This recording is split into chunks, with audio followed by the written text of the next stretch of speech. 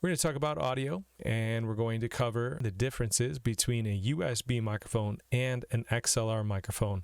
Which one is right for you? Let's find out.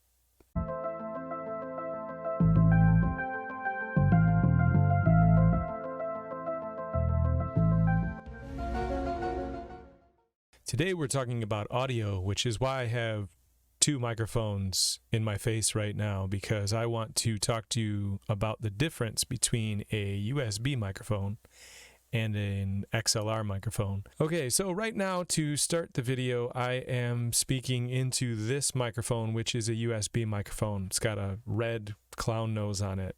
I believe these little windscreens are called clown noses, and this one's red, so seems to make a lot of sense. The USB microphone is a plug-and-play microphone. It is an all-in-one device. And when we're talking about audio and we're talking about microphones, you are purchasing a microphone, but with a USB microphone, you're getting three actual pieces of tech inside of that one unit, that one device. So it's not just about a microphone that is capturing a signal, an audio signal. Once you capture an audio signal, it's analog. It needs to then be amplified because you have something called a mic level signal, where that is it's an inaudible signal. It's very soft. You can't even hear it. The human ear wouldn't be able to hear a mic level signal. That signal has to be sent to a preamp. The preamp amplifies that signal, makes it into something called a line signal.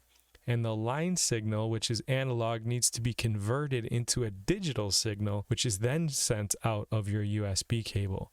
So this USB microphone, this plug and play, plug it into your computer and start going, is actually made up of three different things. It's not just a microphone. The issue with that is if you're paying $100 for a microphone, this particular microphone is an audio-technica microphone that goes for $120. I'll link to that in the description. Might be just fine for most people. It's a semi-professional microphone. It's sort of a mid-range device. The problem, though, is it probably has a really cheap microphone, a really cheap preamp, and a really cheap converter that sends that signal or converts that signal from analog to digital. So really, you don't have a $100 microphone. You have probably a $10 microphone and a $10 preamp and a $10 converter. Now, contrary to that, or the other way that you can go is you can go with an XLR microphone, which is the top one here. And now I am speaking into this microphone, which is an SM58, a dynamic microphone that is typically used for vocalists. If you're talking about performance, singers, live performances, you could also mic an instrument with this as well.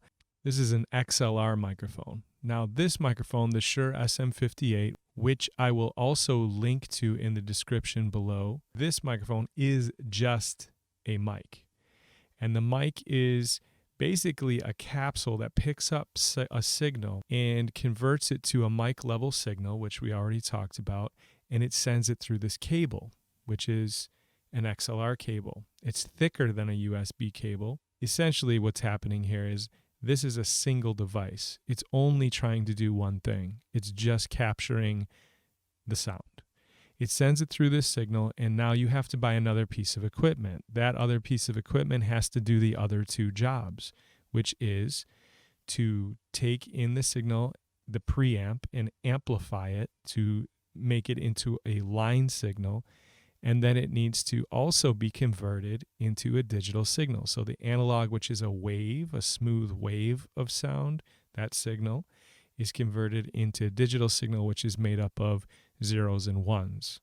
This $100 microphone has to be paired with at least a $100 preamp converter. And I'm using a pretty cheap preamp and converter. It's only a $100 device. I will link to that as well in the description below.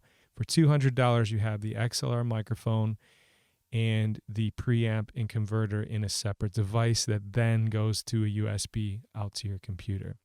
And you can hear the difference in the sound. Let's kind of rewind the whole thing and wrap this up. This device requires another device, $189. USB microphone is ready to go. It's plug and play. There's an advantage there. If people don't want to deal with all that other stuff and purchase different equipment, you can just get an all-in-one device. With the USB mic, though, you're dealing with cheaper components because there's 3 parts to it, and what is basically happening is it's only as good, your audio is only as good as your cheapest component. It's only as good as its weakest link. And if you have a cheap microphone or a cheap preamp or a cheap converter, then you have cheap sound. It might be better, since this is $120 and this package here would be $189, to purchase the $189 package, because you can always upgrade later. You can upgrade your pieces, get a better preamp and converter, and keep your same microphone, because the microphone is quite good. With the USB mic, you have to throw out the entire package and purchase another new package.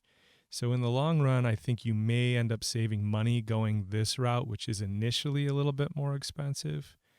I think that might be the smarter way to approach it. But if you're looking just for quick, decent sounding audio, the USB mics, there are some pretty good ones out there. Again, I will have links in the description so you can go ahead and click on those. And I'm just going to go ahead and go through a little test where we'll bounce back and forth between the two. XLR microphones versus USB microphones. XLR microphones versus USB microphones. This is the sound of a Shure SM58 going into an M Audio preamp and converter. This is the sound of a USB audio-technica model ATR 2500 going straight into a computer. All right, hopefully this video was helpful. If it was, please feel free to share it with others. Click the thumbs up, click the bell, click the subscribe. You know the drill. I think you guys know how to use YouTube, and I'll see you next time.